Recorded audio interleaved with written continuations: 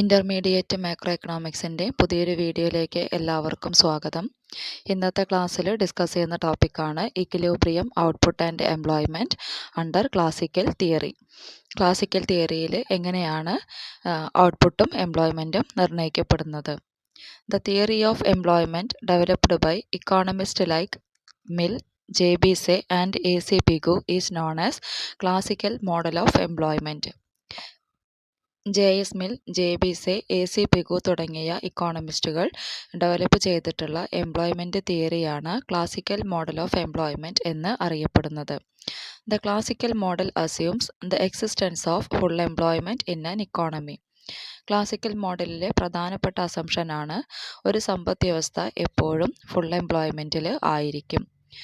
Given wage price interest flexibility, there are automatic forces in the economic system that tend to maintain full employment and produce output at that level.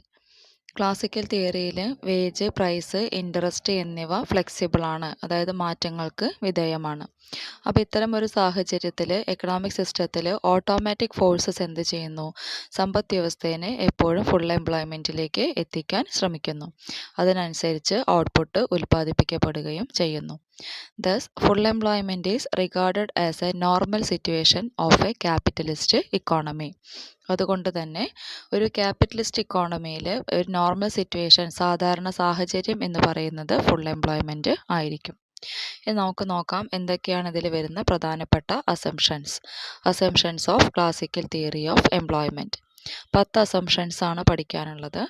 ഒന്നാമത്തെ assumption, existence of full employment without inflation. Inflation ഇല്ലാത്ത full employment നിലനിൽക്കുന്നു. Closed laissez faire capitalist economy. Closed ഇക്കോണമിക്കാണ് പ്രാധാന്യം കൊടുക്കുന്നത്. അതുപോലെ തന്നെ മുതലാളിത്ത സമ്പദ് വ്യവസ്ഥയാണ്. ദെൻ ലേസസ് ഫെയർ പോളിസിയാണ് നിലനിൽക്കുന്നത്. Laissez faire means government intervention വളരെ പരിമിതമായിരിക്കും. ദെൻ മൂന്നാമത്തെ അസംഷനാണ് perfect competition in the product and labour market. Product മാർക്കറ്റിലും ലേബർ മാർക്കറ്റിലും പെർഫെക്റ്റ് കോമ്പറ്റീഷനാണ് ഉള്ളത്. Labour is homogeneous. ലേബേഴ്സിൻ്റെ സവിശേഷത എങ്ങനെയാണ്? ഹോമോജീനിയസ് ആണ്, അല്ലെങ്കിൽ ഒരുപോലെ ഉള്ളതാണ്. Then fifth point, total expenditure is composed of consumption expenditure and investment expenditure. Consumption എക്സ്പെൻഡിച്ചറും ഇൻവെസ്റ്റ്മെൻറ്റ് എക്സ്പെൻഡിച്ചറും ചേർന്നതാണ് ടോട്ടൽ എക്സ്പെൻഡിച്ചർ, അല്ലെങ്കിൽ മൊത്തം ചെലവ്. കൺസംഷൻ എക്സ്പെൻഡിച്ചർ എന്ന് പറഞ്ഞിട്ടുണ്ടെങ്കിൽ ഉപഭോഗ ചെലവുകളാണ്. ഇൻവെസ്റ്റ്മെൻറ്റ് എക്സ്പെൻഡിച്ചർ നിക്ഷേപ ചെലവുകൾ. അപ്പോൾ ഈ രണ്ട് ചെലവുകളും ചേർന്നതാണ് മൊത്തം ചെലവ്, അല്ലെങ്കിൽ ടോട്ടൽ എക്സ്പെൻഡിച്ചർ. ദെൻ ആറാമത്തെ point, quantity of money is constant. പണത്തിൻ്റെ അളവ് സ്ഥിരമാണ്. 7, wages, interest and flexible in the downward direction. Wage, അതായത് വേതനം, ഇൻട്രസ്റ്റ്, പലിശ, പ്രൈസസ്, വിലകൾ, ഇതെല്ലാം ഫ്ലെക്സിബിൾ ആണ്. ഏത് ഡയറക്ഷനിലേക്കാണ്? ഡൗൺവേർഡ്. അതായത് കുറയാനുള്ള സാഹചര്യങ്ങൾ ഉണ്ട്. വേജ്, ഇൻട്രസ്റ്റ്, പ്രൈസ് എന്നിവ കുറയ്ക്കാൻ കഴിയും. എട്ടാമത്തെ point, money wages and real wages are directly related and proportional. Money വേജും റിയൽ വേജും തമ്മിലുള്ള ബന്ധം നേരിട്ടുള്ളതും ആനുപാതികവുമാണ്. മണി വേജ് എന്ന് പറഞ്ഞാൽ എന്താണ്? പണരൂപത്തിൽ കൊടുക്കുന്ന വേജസിന്, വേതനത്തിന് പറയുന്ന പേരാണ് മണി വേജ്. ആ മണി വേജ് ഉപയോഗിച്ചുകൊണ്ട് വാങ്ങാൻ കഴിയുന്ന സാധനങ്ങളുടെയും സേവനങ്ങളുടെയും അളവിനെയാണ് റിയൽ വേജ് എന്ന് പറയുന്നത്. മണി വേജും റിയൽ വേജും തമ്മിലുള്ള ബന്ധം ഡയറക്റ്റ് ആണ്, പ്രൊപ്പോർഷണൽ ആണ്. 9ാമത്തെ point, stock of capital and technological knowledge are constant in the short run. ഹ്രസ്വ കാലയളവിൽ ക്യാപിറ്റലിൻ്റെ സ്റ്റോക്കും അതുപോലെ തന്നെ സാങ്കേതികമായ അറിവുകളും സ്ഥിരമാണ്. 10ാമത്തെ point, the supply creates its own demand. പ്രധാനം സ്വയം അതിൻ്റെ ചോദനത്തെ സൃഷ്ടിക്കുന്നു. അപ്പോൾ ഇതാണ് ക്ലാസിക്കൽ തിയറി ഓഫ് എംപ്ലോയ്മെൻറ്റിൻ്റെ പ്രധാനപ്പെട്ട 10 അസംഷൻസ്. ഇനി എങ്ങനെയാണ് സമ്പദ് വ്യവസ്ഥയിൽ ഇക്വിലിബ്രിയം ലെവൽ ഓഫ് എംപ്ലോയ്മെൻറ്റ് നിർണ്ണയിക്കപ്പെടുന്നത് എന്ന് നോക്കാം. The equilibrium levels of employment and output are determined in the classical theory on the basis of the intersection of the demand curve for labor and the supply curve of labor.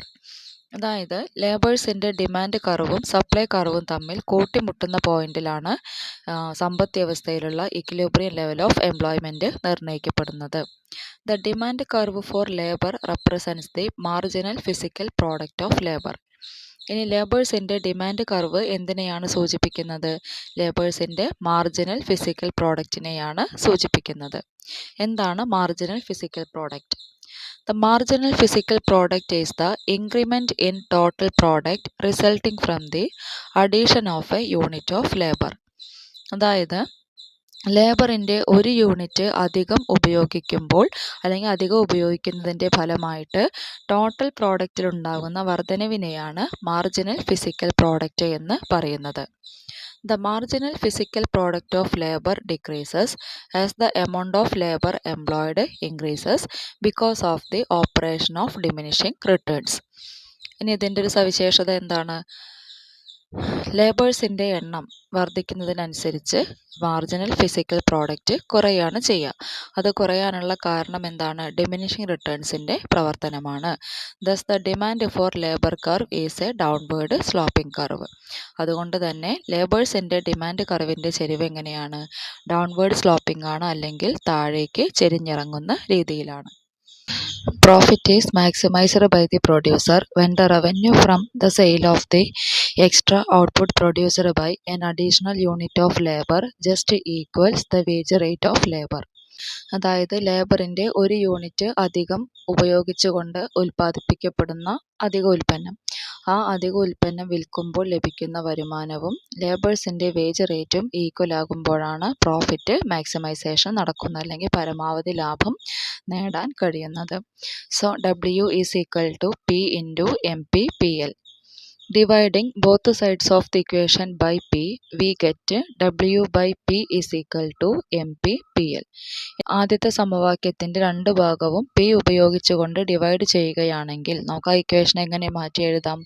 W by P is equal to MP/PL എന്ന് കിട്ടും. കാരണം right സൈഡിൽ 2P വരും. ആ 2P cancel ആയിട്ടാണ് അവിടെ MP/PL എന്ന് വരുന്നത്. ഇനി എന്താണ് ഇക്വേഷനിലൂടെ മനസ്സിലാക്കാൻ കഴിയുക? The equation says that the level of employment consistent with profit maximisation is the level at which the real wage rate is equal to the marginal physical product of labour. W by P എന്ന് പറയുന്നത് real wage rate ആണ്. ആ real wage rate എന്തിന് equal ആവണം? Marginal physical product of labour, ലേബറിൻ്റെ marginal physical പ്രോഡക്റ്റിന് equal ആവണം. Employers എപ്പോഴാണ് എംപ്ലോയ്മെൻറ്റ് വർദ്ധിപ്പിക്കുക? അവിടെ റിയൽ വേജ് റേറ്റ് കുറയണം. റിയൽ വേജ് റേറ്റ് കുറയ്ക്കുമ്പോൾ മാത്രമാണ് എംപ്ലോയേഴ്സ് എംപ്ലോയ്മെൻറ്റ് വർദ്ധിപ്പിക്കുകയുള്ളൂ. So more employment will result in a fall in marginal physical product of labour. ഇപ്പോൾ എംപ്ലോയ്മെൻറ്റ് കൂടുമ്പോൾ ലേബേഴ്സിൻ്റെ മാർജിനൽ ഫിസിക്കൽ പ്രോഡക്റ്റിന് എന്താ സംഭവിക്കുക? അത് കുറയാണ് ചെയ്യുന്നത്. More employment will result in a fall in marginal physical product of labour. At a lower real wage rate more workers will be employed. Real wage rate വളരെ കുറവാണെങ്കിൽ കൂടുതൽ ആളുകൾക്ക് ജോലി ലഭിക്കുന്നു. Thus the amount of labour employed is a inverse function of the real wage. ഇതിൽ നിന്ന് എന്താണ് മനസ്സിലാക്കാൻ കഴിയുന്നത്? ജോലി ചെയ്യുന്ന ലേബേഴ്സിൻ്റെ എമൗണ്ടും റിയൽ വേജും തമ്മിലുള്ള ഒരു ഫംഗ്ഷൻ എന്ന് പറയുന്നത് വിപരീതമാണ്, അല്ലെങ്കിൽ ഇൻവേഴ്സ് ആണ്. Amount of labour employed is inverse function of the real wage. Real വേജും ലേബേഴ്സിൻ്റെ എമൗണ്ടും തമ്മിലുള്ള ബന്ധം വിപരീതമാണ്, അല്ലെങ്കിൽ നെഗറ്റീവാണ്. Then supply of labour is a direct function of the real wage.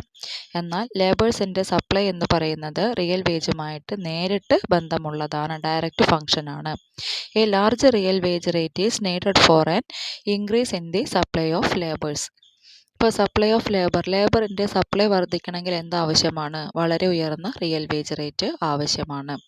So the intersection of the supply and demand curve for labour determines the level of employment and aggregate output.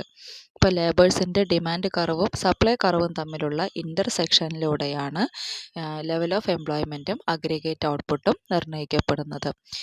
ഇനി അതിൻ്റെ ഒരു graphical എക്സ്പ്ലനേഷനാണ് വരുന്നത്. ഇതാണ് classical തിയറിയിൽ employment determine ചെയ്യുന്നതിൻ്റെ graph. രണ്ട് ഭാഗമായിട്ടാണ് graph വരുന്നത്. ഫസ്റ്റ് പാർട്ടിൽ എംപ്ലോയ്മെൻറ്റും ഔട്ട്പുട്ടും തമ്മിലുള്ള റിലേഷനാണ് കൊടുത്തിട്ടുള്ളത്. എക്സ് ആക്സിസിൽ എംപ്ലോയ്മെൻറ്റും വൈ ആക്സിസിൽ ഔട്ട്പുട്ടാണ് മാർക്ക് ചെയ്തിരിക്കുന്നത്. പ്രൊഡക്ഷൻ ഫംഗ്ഷനെയാണ് ഇത് സൂചിപ്പിക്കുന്നത്. Production function y is equal to f of nk. ഇവിടെ n എന്ന് പറയുന്നത് നമ്പർ ഓഫ് ലേബേഴ്സ് ആണ്, k എന്ന് പറയുന്നത് ക്യാപിറ്റൽ ആണ്. So equilibrium between the demand for labor and supply of labor is attained at the real wage rate W by P. രണ്ടാമത്തെ ഭാഗമാണ് ആദ്യം എക്സ്പ്ലെയിൻ ചെയ്യുന്നത്. എക്സ് ആക്സിസിൽ എംപ്ലോയ്മെൻ്റ് ആണ് കൊടുത്തിട്ടുള്ളത്, വൈ ആക്സിസിൽ റിയൽ വേജ് ആണ് കൊടുത്തിട്ടുള്ളത്. ഡി എൽ എന്ന് പറയുന്നത് ലേബേഴ്സിൻ്റെ ഡിമാൻഡ് കർവാണ്, ഡൗൺവേർഡ് സ്ലോപ്പിംഗ് ആയിട്ട് കൊടുത്തിട്ടുണ്ട്. എസ് എൽ എന്ന് പറയുന്നത് ലേബേഴ്സിൻ്റെ സപ്ലൈ കർവാണ്, അത് പോസിറ്റീവ് സ്ലോപ്പാണ്. അപ്പോൾ real wage W by P ആകുന്ന സമയത്താണ് ഫസ്റ്റ് എന്ത് ചെയ്യുന്നത്, ഇക്വിലിബ്രിയം ലെവൽ ഓഫ് എംപ്ലോയ്മെൻറ്റ് നിർണ്ണയിക്കപ്പെടുന്നത്. അപ്പോൾ real wage W by P ആവുമ്പോൾ ലേബേഴ്സിൻ്റെ ഡിമാൻഡ് കർവും സപ്ലൈ കർവും തമ്മിൽ ഇൻ്റർസെക്റ്റ് ചെയ്യുന്നു, അതായത് കൂട്ടിമുട്ടുന്നു. അപ്പോൾ ആ സമയത്തുള്ള എംപ്ലോയ്മെൻറ്റ് എന്ന് പറയുന്നത് N0 ആണ്. ഇനി at the real wage rate W by P the workers supply N0 of labour and employers hire N0 of labour. അതായത് real wage rate W by P ആണെങ്കിൽ ലേബർ സപ്ലൈ ചെയ്യുന്ന എംപ്ലോയ്മെൻ്റ് അല്ലെങ്കിൽ supply ചെയ്യുന്ന ലേബേഴ്സിൻ്റെ എണ്ണം എന്ന് പറയുന്നത് N0 ആണ്. അതുപോലെ തന്നെ സ്ഥാപനങ്ങൾ N0 ലേബേഴ്സിനെ ഹയർ ചെയ്യുക അല്ലെങ്കിൽ അവർ ജോലിക്ക് എടുക്കാനും തയ്യാറാകുന്നു. The level of output corresponding to employment N0 is Y0 represented by the production function y is equal to f of nk. അതായത് എംപ്ലോയ്മെൻറ്റ് N0 ആകുന്ന സമയത്ത് ഉത്പാദിപ്പിക്കപ്പെടുന്ന ഔട്ട്പുട്ടിൻ്റെ ലെവലാണ് Y0. അതിന് റെപ്രസെൻ്റ് ചെയ്യുന്ന പ്രൊഡക്ഷൻ ഫംഗ്ഷനാണ് ഇത് y is equal to f of nk എന്ന് പറയുന്നത്. If the real wage rate is greater than W by P, there is an excess supply of labor. അപ്പോൾ നമ്മൾ ഉദാഹരണത്തിന് real wage rate W by Pയിൽ നിന്നും W by P1 ആയിട്ട് കൂടിയെന്ന് വിചാരിക്കാം. അങ്ങനെ വരുമ്പോൾ അടുത്ത പ്രശ്നം എന്താണ്, ലേബേഴ്സിൻ്റെ സപ്ലൈ അധികമാകുന്നു. ഇവിടെ ഡിമാൻഡ് ചെയ്യുന്ന ലേബേഴ്സ് N1 ആണ്, സപ്ലൈ ചെയ്യുന്ന ലേബേഴ്സിൻ്റെ എണ്ണം N2 ആണ്. അപ്പോൾ N1 മുതൽ N2 വരെയുള്ള ഭാഗം എന്തായിട്ടാണ് വരുന്നത്, ലേബേഴ്സിൻ്റെ അധിക പ്രധാനമായിട്ടാണ് വരുന്നത്. To achieve equilibrium in the labor market, the real wage must fall. അപ്പോൾ ക്ലാസിക്കൽ തിയറി പ്രകാരം വീണ്ടും സമ്പദ് വ്യവസ്ഥയ്ക്ക് അല്ലെങ്കിൽ ഇക്കോണമിക്ക് ഇക്വിലിബ്രിയത്തിലേക്ക് തിരിച്ചെത്തണമെങ്കിൽ എന്ത് വേണം, ലേബർ മാർക്കറ്റിലെ റിയൽ വേജ് കുറയണം. Given a flexible money wage rate, a decline in the real wage rate is the result of a fall in the money wage rate. അപ്പോൾ നമുക്കറിയാം ക്ലാസിക്കൽ തിയറിയുടെ പ്രധാനപ്പെട്ട അസംഷനാണ് മണി വേജ് ഫ്ലെക്സിബിൾ ആണ്, മാറ്റങ്ങൾക്ക് വിധേയമാണ്. അപ്പോൾ മണി വേജ് റേറ്റ് കുറയുകയാണെങ്കിൽ അതിനനുസരിച്ച് ഏതും കുറയും, റിയൽ വേജ് റേറ്റ് കുറയും. Competition among the labours would result in a fall in the money wage and real wage. അപ്പോൾ ഇവിടെ മണി വേജ് കുറയാനുള്ള കാരണം എന്താണ്, ഓൾറെഡി ലേബേഴ്സിൻ്റെ സപ്ലൈ കൂടുതലായിട്ട് വരുന്നു. ലേബർ സപ്ലൈ കൂടുതലായിട്ട് വരുമ്പോൾ നിലവിലുള്ള ജോലിക്ക് വേണ്ടി അവർ തമ്മിൽ കോമ്പീറ്റ് ചെയ്യും. ലേബേഴ്സിനിടയിൽ മത്സരം ഉണ്ടാവുകയും ആ മത്സരത്തിൻ്റെ ഭാഗമായിട്ട് മണി വേജ് കുറയുന്നു. മണി വേജ് കുറയുന്നതിൻ്റെ ഭാഗമായിട്ട് റിയൽ വേജും കുറയുന്നു. So a fall in the real wage would result in an increase in the employment from N1 to N0. അപ്പോൾ അങ്ങനെ വരുമ്പോൾ റിയൽ വേജ് കുറയുകയാണെങ്കിൽ വീണ്ടും എംപ്ലോയ്മെൻറ്റ് എവിടെ നിന്ന് എങ്ങോട്ട് തന്നെ എത്തും, N1ൽ നിന്ന് N0യിലേക്ക് തന്നെ എത്തുന്നു. If the real wage rate is below W by P, there would be excess demand for labor and competition among employers would result in an increase in the money wage rate and real wage rate to the equilibrium level. ഇനി നേരെ opposite, real wage W by P ആയിട്ട് കുറയാമെന്ന് വിചാരിക്കുക. അങ്ങനെ കുറയുമ്പോൾ ഇവിടെ ലേബേഴ്സിൻ്റെ demand കൂടുതലായിരിക്കും, labour supply കുറവായിരിക്കും. അപ്പോൾ ഇവിടെ ആരാണ് കോമ്പറ്റീഷൻ നടത്തുന്നത്, എംപ്ലോയേഴ്സാണ്. ജോലി നൽകുന്ന സ്ഥാപനങ്ങൾ നിലവിലുള്ള ലേബേഴ്സിന് വേണ്ടി മത്സരിക്കുകയും ആ മത്സരത്തിൻ്റെ ഭാഗമായിട്ട് മണി വേജ് കൂടുന്നു. മണി വേജ് കൂടുമ്പോൾ സ്വാഭാവികമായിട്ടും ഏത് കൂടും, റിയൽ വേജ് കൂടും. വീണ്ടും സമ്പദ് വ്യവസ്ഥ ഇക്വിലിബ്രിയത്തിലേക്ക് തന്നെ എത്തുകയും ചെയ്യുന്നു. The equilibrium level of employment corresponding to the real wage rate W by P is full employment. അപ്പോൾ ഇനി ഗ്രാഫിൽ ഏതാണ് ഫുൾ എംപ്ലോയ്മെൻറ്റ് എന്ന് പറയുന്നത്, W by P എന്ന് പറയുന്ന റിയൽ വേജ് റേറ്റിന് അനുസരിച്ച് വരുന്ന എംപ്ലോയ്മെൻറ്റ് ലെവൽ അല്ലെങ്കിൽ ഇക്വിലിബ്രിയം ലെവൽ ഓഫ് എംപ്ലോയ്മെൻറ്റിനെയാണ് ഫുൾ എംപ്ലോയ്മെൻറ്റ് എന്ന് പറയുന്നത്. So, full employment is a state in which all those who are able, willing and seeking to work at the prevailing wage rate can find employment. നിലവിലുള്ള വേതന നിരക്കിൽ ജോലി ചെയ്യാൻ താൽപ്പര്യവും കഴിവുമുള്ള എല്ലാ വ്യക്തികൾക്കും ജോലി ലഭിക്കുന്ന സാഹചര്യത്തിനെയാണ് ഫുൾ എംപ്ലോയ്മെൻറ്റ് എന്ന് പറയുന്നത്. Any level of employment other than full employment is A disequilibrium level. ഇനി ഈ ഫുൾ എംപ്ലോയ്മെൻറ്റ് ഒഴികെയുള്ള ഏത് എംപ്ലോയ്മെൻറ്റിലേക്ക് പോയാലും അതെന്തായിരിക്കും? അതൊരു ഡിസിക്വിലിബ്രിയം ആയിരിക്കും, അല്ലെങ്കിൽ അസന്തുലിതാവസ്ഥ ആയിരിക്കും. Equilibrium position in the classical theory is of full employment. ഇപ്പോൾ ക്ലാസിക്കൽ തിയറിയിലെ ഇക്വിലിബ്രിയം പൊസിഷൻ എന്ന് പറയുന്നത് എല്ലായ്പ്പോഴും ഫുൾ എംപ്ലോയ്മെൻറ്റ് ആയിരിക്കും. So the level of output corresponding to full employment is known as the equilibrium level of output. Full എംപ്ലോയ്മെൻറ്റിന് അനുസരിച്ച് വരുന്ന output ലെവലിനെയാണ് എന്ത് പറയുന്നത്? ഇക്വിലിബ്രിയം ലെവൽ ഓഫ് ഔട്ട്പുട്ട് എന്ന് പറയുന്നത്. അപ്പോൾ ഇത്രയാണ് ക്ലാസിക്കൽ തിയറി ഓഫ് എംപ്ലോയ്മെൻറ്റിൽ പഠിക്കാനുള്ളത്. വീഡിയോ ഇഷ്ടമാവുകയാണെങ്കിൽ എല്ലാവരും ലൈക്ക് ചെയ്യുക, ഷെയർ ചെയ്യുക, സബ്സ്ക്രൈബ് ചെയ്യുക. Thank you for watching.